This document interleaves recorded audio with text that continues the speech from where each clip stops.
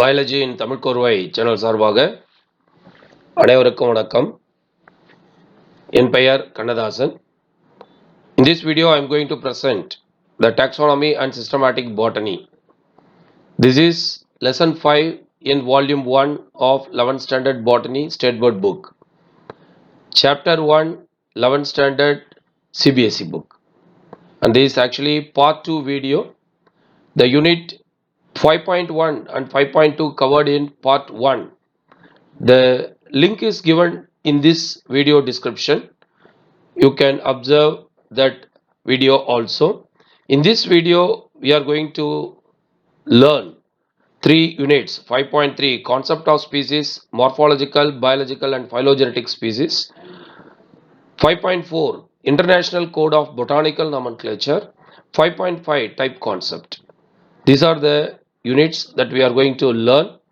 And I request all the students to take the textbook and go to the particular page and also have a notebook and pen and take hint whenever you feel it is important. And this video also going to be accompanied by one Google Doc form question paper. By entering your email address and WhatsApp number, you are able to attend the question. The NEET student, the NEET aspirants and board student, both of you can attend the MCQ. There are 20 MCQ and the board student can write the answers in a separate test notebook and you can do the self correction for the descriptive answers, and it is not applicable for the NEET student. And this video will be very helpful for you.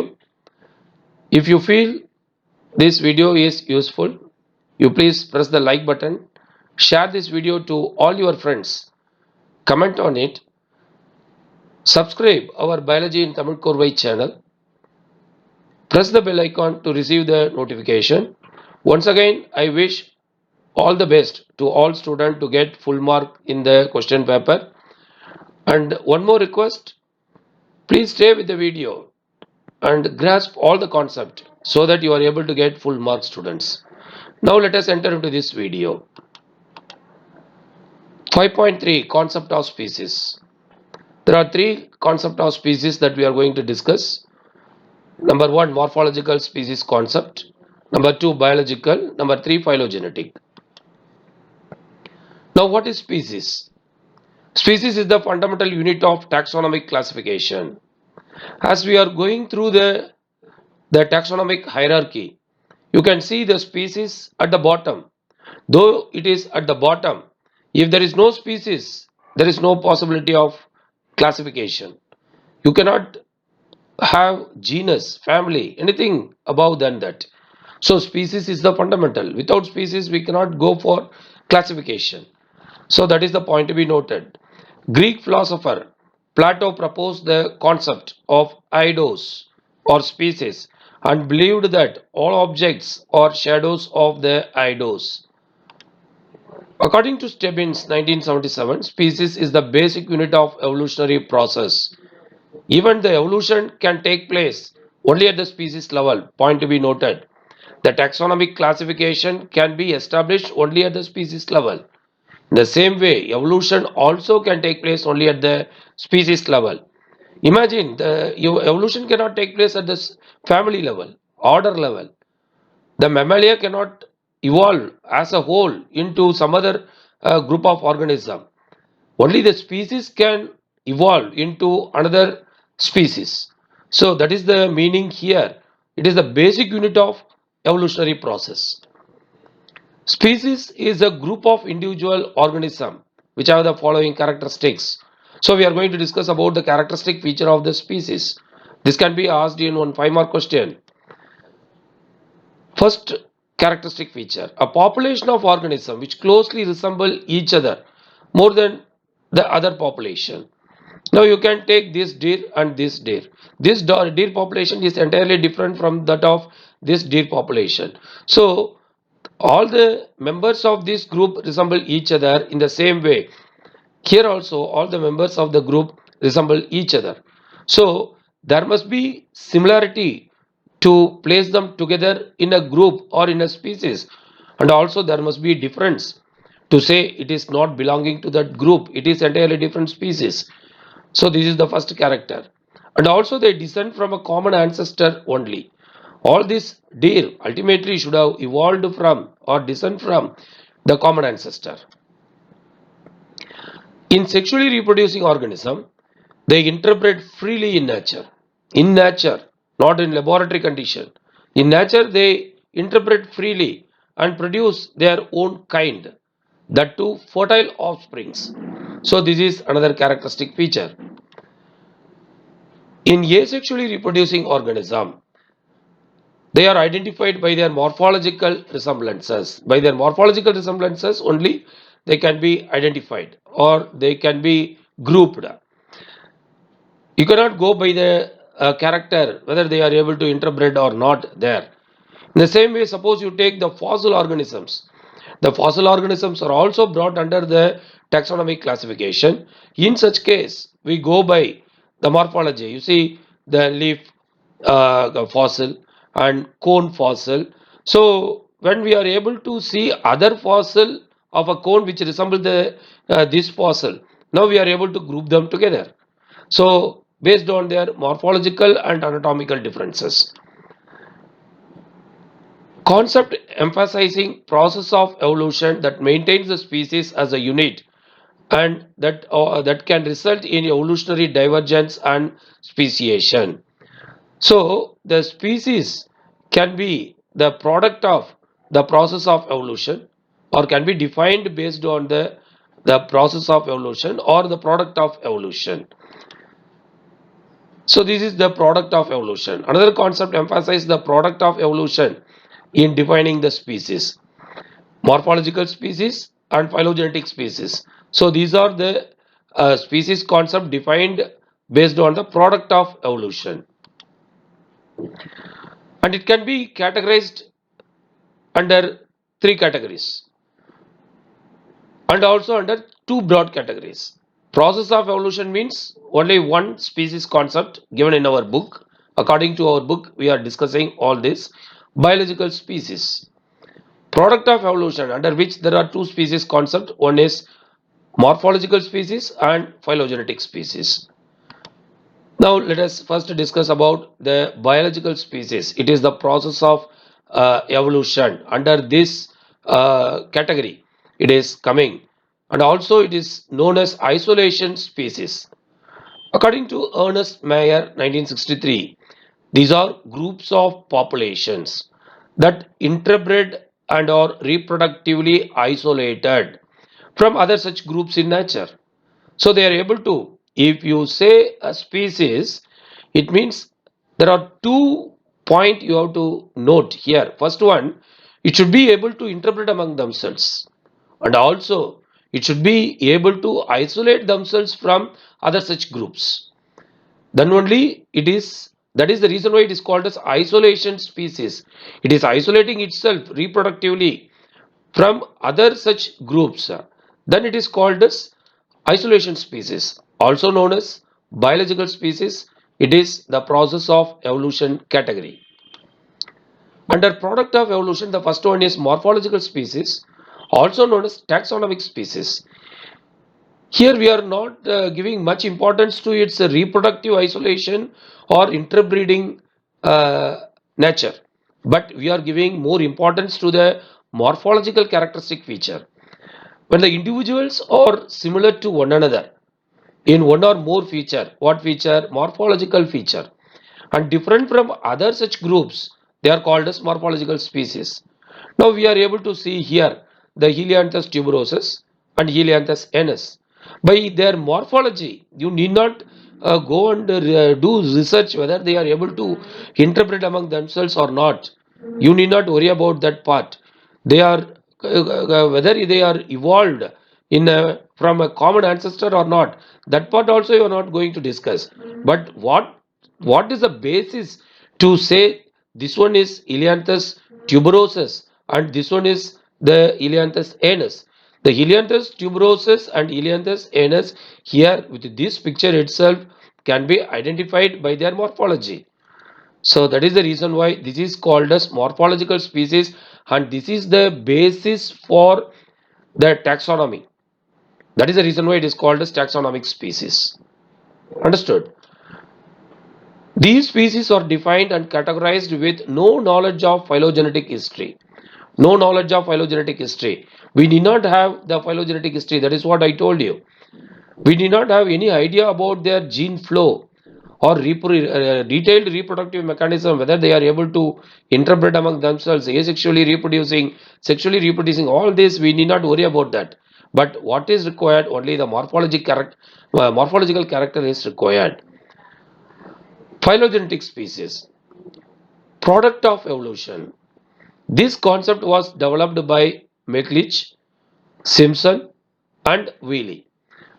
Here, Wiley defined phylogenetic species as an evolutionary species is a single lineage of ancestor descendant population. A single lineage of ancestor descendant population which maintain its identity from other such lineages, which has its own evolutionary tendencies in historical fate. Here you can see species A. Ultimately, it is a single lineage ancestor. It is having single lineage ancestor. It is a descendant of single lineage ancestor. And here you see species B. It is maintaining the identity from species A. The immediate ancestor is here. From this ancestor only the species B. The immediate ancestor is here for species B. From this ancestor only species B evolved. And for species C, this is the immediate ancestor. Likewise, there are several lineages. Now, the species A lineage is able to differentiate themselves with the evolutionary viewpoint. That is the reason why it is called as phylogenetic species. So, we are able to identify the lineage of species A different from other lineages. So, that is the reason why it is called as phylogenetic species. 5.4 International Code of Botanical Nomenclature. The short form, abbreviated form, it is ICBN. Nomenclature. Assigning name for a plant is known as nomenclature. This is based on the rules and recommendations of the International Code of Botanical Nomenclature. The International Code of Botanical Nomenclature deals with the names of existing, that is living, and extinct fossil organisms. So we are not only naming the living organism but also naming the fossil organism, and also that is coming under the rules and regulations for nomenclature is the decision of or recommendations of the International Code of Botanical Nomenclature. Elementary rule of naming.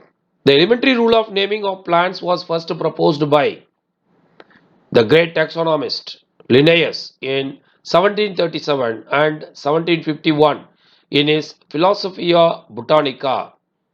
You can see the taxonomist picture here. Detailed set of rules regarding plant nomenclature and ICBN. In 1813, a detailed set of rules regarding plant nomenclature was given by A.P.D. Candolle in his famous work Theorie Elementaire de la Botanique. So this is his work. Then the present ICBN was evolved by the following the same rules of Linnaeus, A.P.D. Candolle and his son Alphonse D. Candolle. So what we have today as the recommendations, rules and recommendations for the nomenclature are from the work of the Linnaeus, A.P.D. Candolle and Alphonse D. Candolle.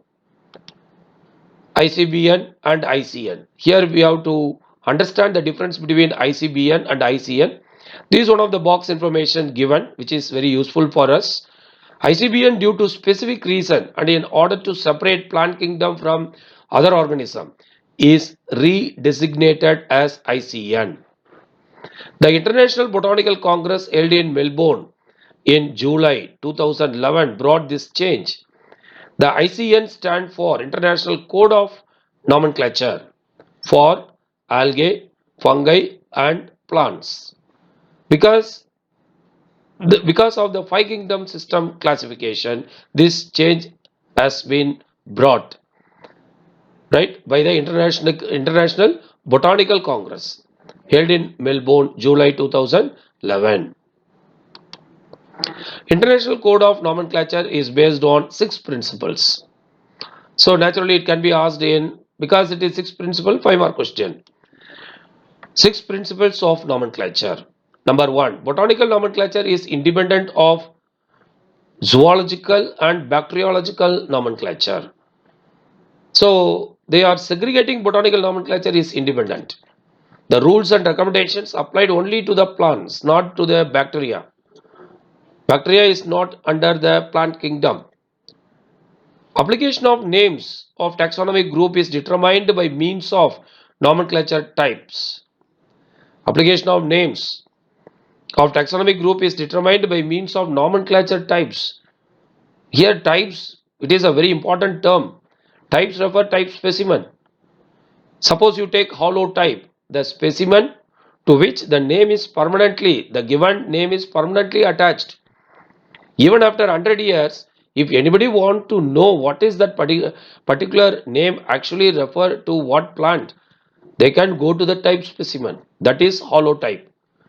Whenever the scientist or taxonomist identify a new plant, describe them, classify them, name them, when they are submitting the names to the that is herbarium along with the type specimen, then only the other taxonomists are able to access that particular name with the particular type specimen.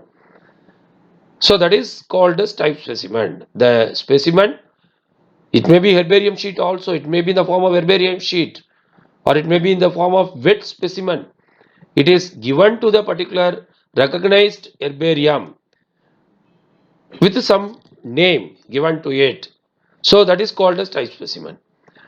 There are variety of types. Type concept, ICN. Second principle states that a specimen must be associated with a scientific name known as nomenclatural type. A nomenclatural type is either a specimen or maybe an illustration also. It may be a diagrammatic representation also. Example, as I already told you, herbarium sheet for vascular plants is mostly accepted. So these are the variety of types. It means the specimens, type specimens. These are the variety of type specimens. Holotype, isotype, lectotype, syntype, neotype, paratype, and epitype. So these are the different types of nomenclatural types. One by one we will see. Holotype, a specimen or illustration. Again, you see the diagrammatic illustration also can be accepted. If that specimen is not in the position to, that is, they are not able to prepare the herbarium sheet, dry specimen sheet or wet specimen, then they can give only the illustration. Originally cited by the author in prologue, it is given to the given by the author in prologue. What it means, all original materials and a description attached to a name of a plant is called as prologue. It is given, it is submitted to the recognized institutions where the herbarium is maintained. It is a definitive reference source for identity. Citation of holotype and the submission of it is one of the criteria. So this is the basic criteria for valid publication of a botanical name. Without this submission, without this citation of holotype and its submission, the publication cannot be accepted and botanical name cannot be accepted. Isotype. This is the duplicate of holotype, students. It is collected from the same population where the holotype is collected by the same person. Then only it is called as isotype on same date. So all this should be considered to give the title isotype. Okay, it is collected from same population, same person, same date with the same field number. Then only it is isotype of the holotype. It means duplicate of the holotype. They are the reliable duplicates of holotype and may be distributed to various herbaria of various regions in the world. Lectotype. Specimen selected from original material serve as a type when no holotype was designated at the time of publication. or if holotype is missing or destroyed, now this specimen can be used. That specimen used in the place of holotype is missing or destroyed is called as lectotype. Syntype and neotype. Syntype, this is actually 5.5 unit. Here I am bringing it along with the types so that you are able to understand, you are able to link it with the types. Okay, this is the nomenclatural types and its varieties, right? So after 5.3 we are now in that is 5.5 syntype. When more than one specimen cited by the author in the prologue without designating holotype, without designating, so this is the holotype, it is the only specimen, typical specimen for the particular species. Without saying that, the author gives some more than one specimen, 2 or 3, then it is called a syntype. So there is no holotype at all in this case. Neotype, specimen derived from non-original collection. Non-original collection selected as the type. When original specimen is missing or destroyed, right? When the original specimen holotype is missing or destroyed, then the specimen is again collected. So it is called as new type. New specimen is collected and it is placed in the place of holotype. Then it is called as new type. Paratype and epitype. Paratype, specimen seated in the prologue is other than holotype, isotype, syntype. If the specimen seated in the prologue is other than holotype, isotype, syntype, then it is called as paratype. Epitype, specimen or illustration serve as an interpretive type. When holotype, neotype, lectotype, all these become ambiguous. So one new specimen or illustration is given for the particular species, then it is called as epitype. So these are the various types of nomenclatural types, various categories of nomenclatural types. Now we are going to discuss about the 5.4. We have finished 5.5. 6 principles of nomenclature. Now it continues. Third point. Nomenclature of a taxonomic group is based on priority of publication. Priority of publication. The nomenclature of a taxonomic group is based on priority of publication means the rules of priority means that the earliest applicable properly published, earliest applicable properly published name is the correct one. So the earliest one which is published, one which is applied, the name applied to the particular specimen is the correct one, they say. Priority extends back to 1st May 1753 for most plants. How long it can go back and consider and it can apply its rules and recommendations. For most of the plant it is 1st May 1753 for most plants. The publication date for Linnaeus species Plantarum. So that is that date is stipulated date. From there onwards, whichever is published or earliest one is considered as the name for the particular specimen. Understood? Fourth principle of nomenclature. Each taxonomic group with a particular circumscription. What is circumscription? Let me first say circumscription. It is the investigation of members of related species. Investigation of members of the related species. The author is having one species and he is investigating other related species and other related genera to position this specimen in a particular genera. Now this is called as, this activity is called as circumscription. Investigation of members of related species and genera to assign a position for a plant in the taxonomic classification. That is called a circumscription.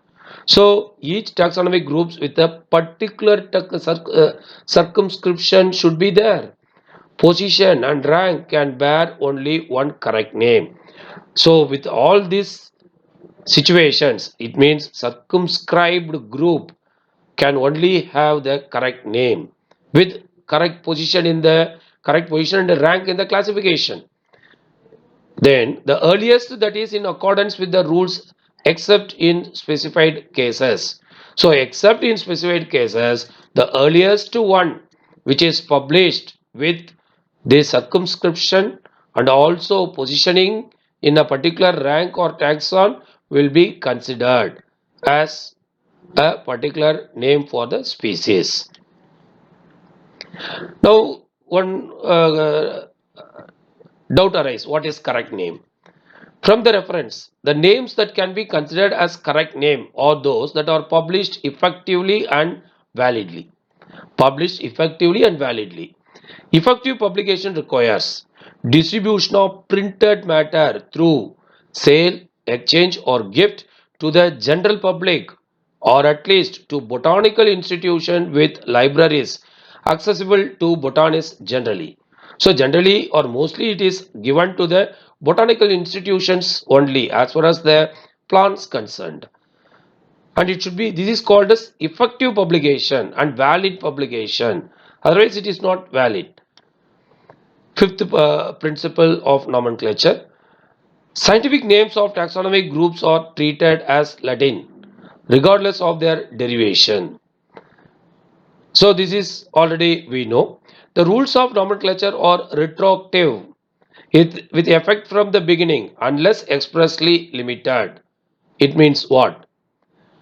Retroactive, this means that the rules apply to work done before the acceptance of these rules.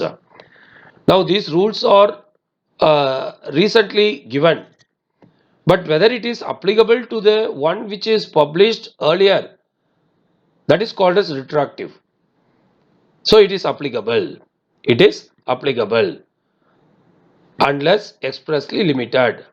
It means if the that is International Botanical Congress gives some exception, some limitation, otherwise it is applicable to all the specimens which are discovered and described, classified and given names earlier. That is means, that is the meaning of retroactive. Rules apply to work done before the acceptance of these rules. Understood? Now, codes of nomenclature. ICN has formulated a set of rules and recommendations dealing with the botanical names of plants. International Botanical Congress is held at different places every 6 years. Based on this, a neat question can be asked. Already I gave this one question, neat question in the WhatsApp group. Changes in the rules. Proposals for nomenclatural changes and changes in rules are discussed and implemented. So, in the International Botanical Congress, all these nomenclatural changes are discussed and implemented. Changes are published in their website. 18th International Botanical Congress, held in 2011 at Melbourne, Australia, made the following major changes. So what are the, question can be asked, what are the major changes of 18th International Botanical Congress held in Melbourne? Number one, code.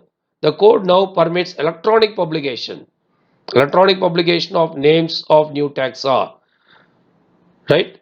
Latin diagnosis, second one, Latin diagnosis or description is not mandatory. Previously Latin diagnosis is mandatory and Latin description is mandatory. Now that is not mandatory, and permit the use of English or Latin for the publication of new names based on the article 39. Now before we are going into the third point, let us know about this box information, then only we are able to understand the third point. What is it? Anamorph. What is anamorph? Asexual reproductive stage of a fungus is called as anamorph. What is telomorph? The sexual reproductive stage of fungus is called as telomorph. Now, third point says one fungus, one name. Right? So this is the recent change. And one fossil, one name. Or important changes, the concept of anamorph and telomorph for fungi and morphotaxa for fossil have been eliminated.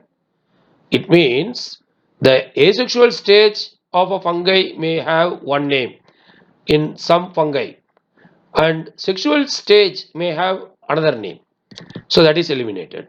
In the same way, morphotaxa that we discuss in the next slide. Before that, previously sexual and asexual stages of the fungus fossils were provided with different names. What is fossils were, why fossils were given with different names? Let us discuss one by one. You see here, what is this morphotaxon first, right? It has been suggested that if any fossil taxon is based on a type consisting of just one plant part, it may be leaf, it may be root or stem, even a flower, seed, or a clear particular phase of its life history and preserved in one mode, then it is by definition a morphotaxon. So any one part is available, that is called as morphotaxon. That is one fossilized part of a plant is available, then it is called as morphotaxon. An excellent example of the involvement resulting from the use of separate names for the part is furnished by the familiar and well-known arborescent lycopode. What is it? Lepidodendron. Right? Now you can see the lepidodendron leaf is given separate name as lepidophyllum. Then the strobilus is given lepidodendron, right? And that is lepidostrobilus, the lepidostrobus.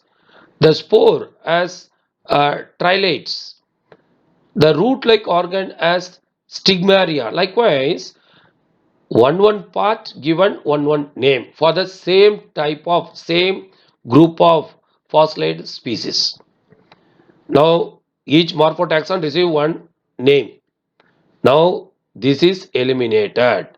So therefore, at the suggestion of International Botanical Congress 1935, each detached plant part or organ is morphotaxon given a different name which acquires the status of a genus. Are you clear? Now, according to our book, you see morphotaxa for fossils have been eliminated. So now I think you would have understood in a better way about this point. As an experiment with registration of names, new fungal description require the use of an identifier from a recognized repository from where the name should be that is taken. The repository should be first, the taxonomy should go and see the repository. That is the place where the various names are there for various types of fungi. Are you clear? So there are two recognized repositories. One is Index Fungorum and another one is Mycobank. Index Fungorum and another one is Mycobank. So the taxonomist first go and do research or study the repository. What are the names given? Then only he can choose the particular name for his own discovery. Index Fungorum, what is this? And I gave all this website address for Index Fungorum. It is an international project to index all formal names, that is scientific names, binomial names in the fungus kingdom. As of 2015, the project is based at the Royal Botanical Garden, Kew, one of the three partners of, it means along with Royal Botanical Garden, Landcare, Landcare Research and the Institute of Microbiology, Chinese Academy of Sciences. So these are the three organizations involved in organizing Index Fungorum to have the repository of the scientific names for the fungi. Mycobank, and this website address also I gave it in the description. Mycobank is an online database documenting new mycological names and combinations, eventually combined with description and illustrations of the fungi. It is run by the Central Bureau for Schimmels Culture Fungal Biodiversity Center in Utrecht, Netherlands. There only this head office for the Mycobank is located. 19th International Botanical Congress. So far we learnt about the various changes brought in the taxonomy. from the 18th International Botanical Congress recommendations. Now this is the 19th one. 19th International Botanical Congress was held in Shenzhen in China in 2017. Changes accepted by International Botanical Congress are yet to be published. Yet to be published. Otherwise, they would have given it in our book also. So, neat question can be asked. When will be the 20th International Botanical Congress held? So, the answer is already we learned. Okay, what we learned in our book content, International Botanical Congress is held at different places every 6 years. So 19th one is 2017, then the 20th one is naturally 2023, already there in the net, and also the place not yet confirmed. It is Rio de Janeiro in Brazil. Vernacular names or common names. Vernacular names are known as common names. They are very often descriptive and poetic references to plants. Common name refer to more than one plant or many plants may have same common name. So common name may have one plant may receive more than one name. So that is a problem, right? So these names are regional and local and are not universal. Example, Albizia amera, L stand for Linnaeus, belongs to Mimosaceae family, is called as Usilai in South Tamil Nadu and Turinji in North Tamil Nadu.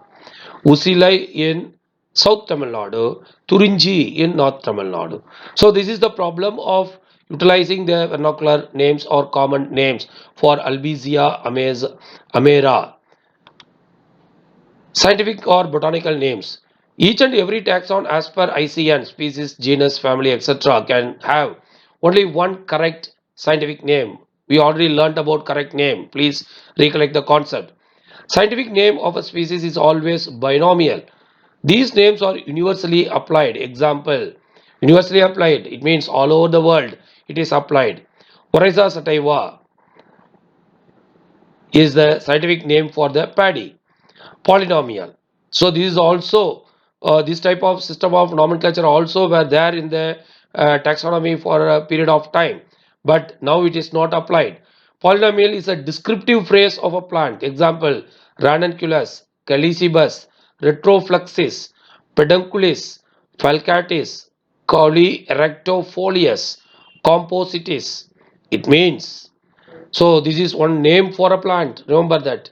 What it means? It means buttercup with reflexed sepals, curved flower stalks, erect stem and compound leaves.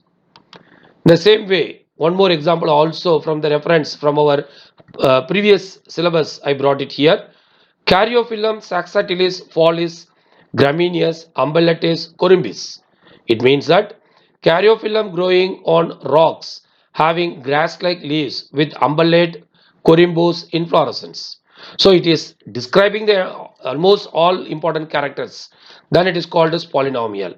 Polynomial system did not hold good as it was cumbersome. It is very difficult. It is cumbersome to remember and use. Polynomial system of naming a plant is replaced by binomial system by Linnaeus. Binomial nomenclature was first introduced by Gaspard Bauhin and it was implemented by Carolus Linnaeus.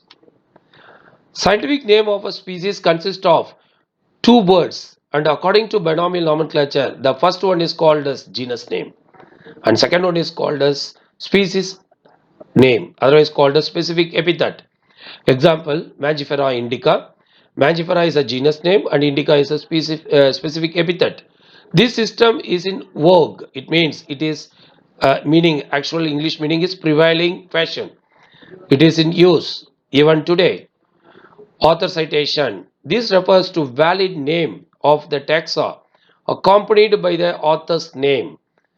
Right? So at the end of species name, the author's abbreviated name also should be given. That is called as author citation.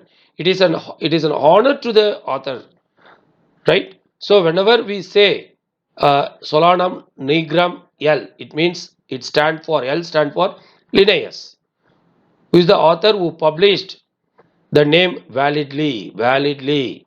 Two types of author citation. One is single author citation, and another one is multiple author citation. Single author citation: when a single author proposed a valid name, the name of the author alone is accompanied by his abbreviated name. Example: Pithecia cinerea. Benth means Bentham. You know Bentham and Hooker system of classification. So that taxonomist Bentham here. Multiple authors: when two or more authors are associated with a valid publication of name, their name should be noted with the help of Latin word et or and. Example: Delphinium viscosum hooker dot f it. It means and. Thomson. More than two means it can be used as it dot al, it all, following the first author.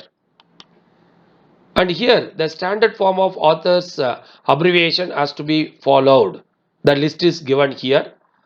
Author Linnaeus, L stand for author Linnaeus. Go from here, right? L for Linnaeus, Benth for G. Bentham, Hook for William Hooker, R. Br for Robert Brown, LAMK Lamk for JP Lamarck, DC for APD Candole, Wall for Wallich, and A.DC for Alphonse D. Candole. So these are the standard abbreviation for this taxonomist, well-known, famous taxonomist, right? So far, we learnt about 5.3 concept of species, morphological, biological, and phylogenetic. 5.4 International Code of Botanical Nomenclature. 5.5 type concept, and also we learnt in the previous part 1 taxonomy and systematics, taxonomic hierarchy. So this is the end of this video, student. Thank you very much for watching.